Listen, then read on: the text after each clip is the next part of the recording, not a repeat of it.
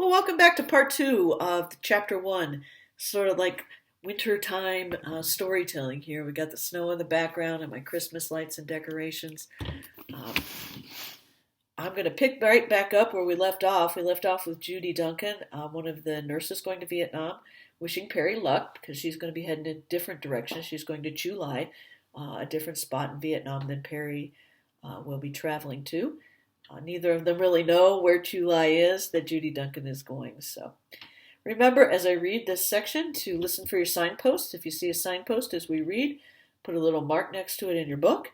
And pay attention to the characters of Perry and Pee Wee and what kind of guys they are, what kind of young soldiers they are, their personalities and whatnot, maybe what kind of adjectives you would use to describe them, and what you would pull from the text to back up your adjective descriptions. All right, so I'm going to start. You should be on page 6, 7-ish. There's a page break. The last sentence I read was, "Who knows?" She shrugged.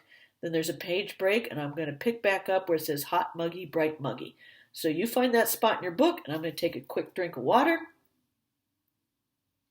And here we go. Hot, muggy, bright, muggy. That was the airport at Tan Son Nhut. We deplaned, followed Lieutenant Wilson across the field into an area in front of some Quonset huts, and started forming ranks. It took a while. The sergeant with the clipboard came along and tried to encourage us as best he can. "You faggots can't even line up straight. How you going to fight?" he shouted. He kept on yelling, and Lieutenant Wilson started yelling, and finally we got an order. Then a captain came out, and we were turned over to him. The sergeant's clipboard was turned over to him, too. "Medical personnel assigned to the 67th Group or the 3012th or the 23rd Battalion fall out and get in those buses over there. Everybody else, stand at ease." When the medics fell out, Judy waved to me again, and some of the guys around me told me to go give her a kiss. "That's what they do in the war movies," one guy said. I didn't really know Judy, and I probably wouldn't have had the nerve to kiss her in front of everybody even if I did.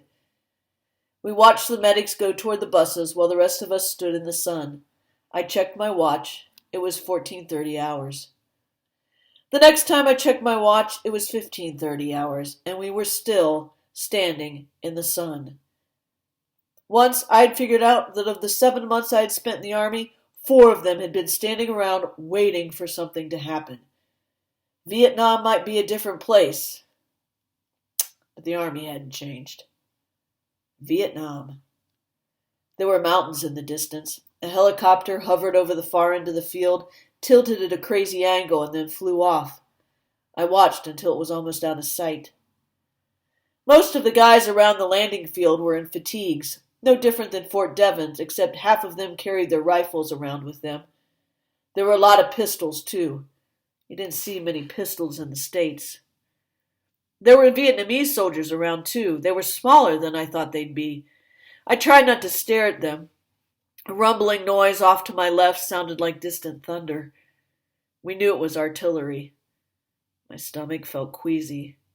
Guys started looking at the ground. This was Nam.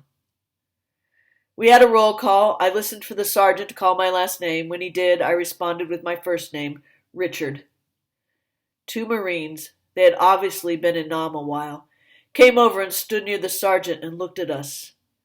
They were unshaven. Their uniforms looked worn, darker than ours. One of them was wearing a necklace of some kind, and the other had a peace symbol painted on his helmet. They were old-looking guys, older than any of the guys just coming in. We went back to waiting in the sun. We waited until 1600 hours, then the trucks came. I was assigned to the 22nd Replacement Company. That's where I met Gates again, the guy who had been looking for Kongs and Anchorage. We bunked next to each other. Gates was brown-skinned, but he had a reddish hair and freckles. I thought I was going to like him. "You see any Viet Cong?" I asked. "Yeah. You see that girl come in here a moment ago?" "The one cleaning the barracks?" "Yeah. She a Cong, man." There were 3 or 4 Vietnamese civilians around our barracks. 2 were painting decorative rocks around the headquarters. The kind of thing we all did stateside, and the other two were cleaning inside. They're not Viet Cong. Who told you that? Well, it figures, I said. We're fighting the Viet Cong. You don't fight somebody and then hire them to clean up. I remember. Back home, this boy come into the pool room. Where's back home? Chicago. Gates was lying on his back on his bunk. Anyway, this dude come into the pool room and he knowed he was a good pool shot, see? So he hustled this other dude into a game of pool for $20 and beat him. Yeah, go on. Well, he figured he was supposed to get his money, Gates said. But the boy he beat didn't want to pay him, so he shot him in the stomach. Gates stopped talking and started taking his boots off. So what's the end of the story? I asked. That's the end. The dude that did the figuring done figured wrong. That's why you shouldn't be figuring that chickie there that be doing the cleaning ain't no Kong. Right. I started riding home. The Vietnamese cleaning lady came in again. She started dusting around the bunks. I looked over at Gates, and he was looking at me. He smiled. Hey, Gates, I said. I know you're wrong. Oh, be calling me no Gates, he said. You call me Pee-wee. Okay, Pee-wee, I said. You're still wrong. I can prove it to you, Pee-wee said. Watch this. Hey, you! He sat up and called to the Vietnamese woman. Mama Kong! The woman looked at him, shrugged, and then turned away. Mama Kong! He repeated louder. And she probably doesn't even understand English, I said. A couple of other guys had turned to see what Pee-wee was doing. You watch. See if she don't split, Pee-wee said. The woman turned again and looked at Pee-wee, and then she left. See? There's a big smile on his face. She's a Kong. That's why she left. She know Pee-wee got her number. You talk crazy to me, a heavy red-faced guy called over to Pee-wee. I'd leave too. It's 'cause you probably a Kong, Pee-wee said, and you an ugly-ass Kong too. The guy stood up. He seemed twice as big standing as he did sitting. He came over to Pee-wee's bunk and put his foot on Pee-wee's bed. Boy, he said, I just finished 7 months of ranger training, learning to kill little people like you. So why don't you just shut up? Yo, what's your name? Pee-wee called over to me. Perry. Perry, did this Peckerwood just call me boy? I think you better leave him alone, I said. Yeah, but did he just call me boy? I can answer for myself, the ranger said. Yes, I did call you boy. Boy. Pee-wee turned and looked as if he were going to put his feet on the floor. Instead, he shot both legs into the ranger's crotch. The big man doubled over, and Pee-wee punched him on the side of the head.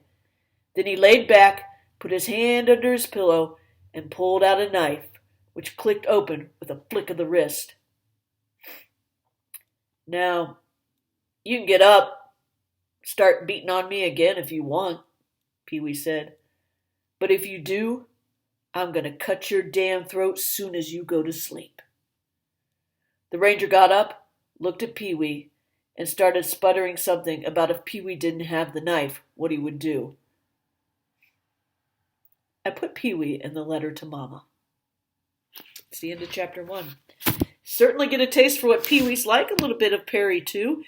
You might want to jot some notes down in your 5-subject notebook in this note section about Pee-wee and Perry, and what kind of soldiers they are, what their personalities are like, and go back into chapter 1 and look for some signposts. You certainly had a few signposts there in the second half as well. All right, so I will see you the next time that we meet for our Zoom class. And we'll talk about that chapter 1, go over maybe some potential signposts that you found, do a quick recap of what happened, and certainly talk about Perry and Pee-wee. So have a wonderful evening.